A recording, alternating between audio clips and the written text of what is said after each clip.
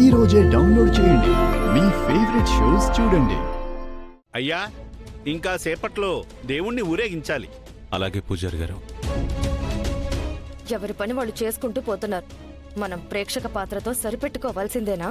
పిన్ని, ఇల్లు అలక్కనే పండగ కాదు కదా, పెత్తనం నీ చేతుల్లోకి వచ్చింది కదా, పూజ కూడా మీతోనే చేయిస్తాను. అదే ఎలా చేయిస్తాం? ఆ ప్రసాదం అందరికీ నువ్వే పంచేలా నేను ప్లాన్ చేస్తాను. పెద్దనాన్నకి పెద్దమ్మకిచ్చే ప్రసాదంలో మాత్రం మత్తు మందు కలుపుతాం.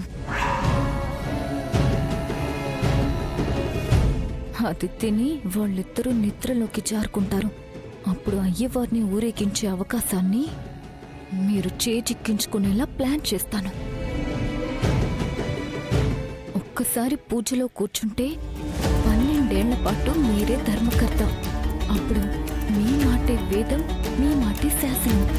ఐడియా అదిరిపోయింది. ఇలాంటివి చాలా ఉన్నాయి పిన్ని. పెద్దమ్మా,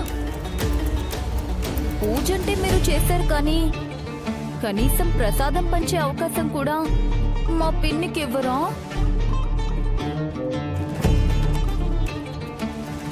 నీకు కనిపించదు కదా, పెద్దమ్మ ప్రసాదం పెడుతుందని నీకెలా తెలుసు? నేనే చెప్పాను. ఓ పిన్ని, ప్రసాదం పంచాలనుంటే చాలు, అధికారం అక్కర్లేదు, హ్యాపీగా పంచు. సరే.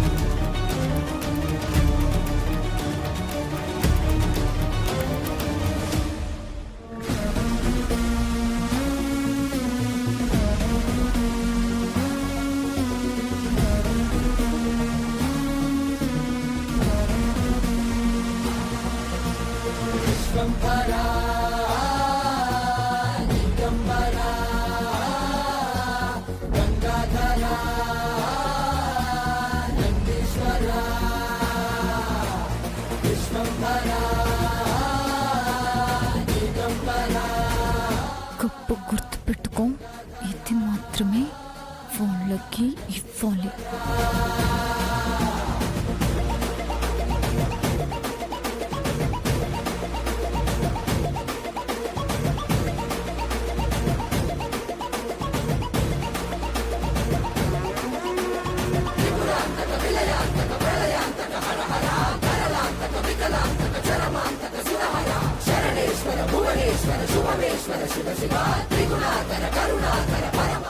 పిన్ని,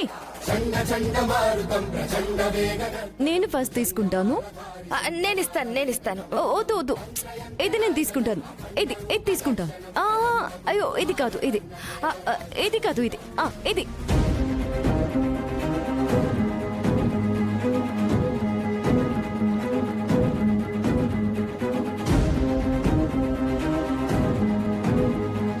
అయ్యో ఆద్య, ఏం చేస్తున్నావు?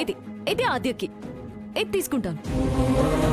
అబ్బా, ఇప్పుడు వీటిలో వాళ్ళకి ఇవ్వాల్సిన కప్పేది.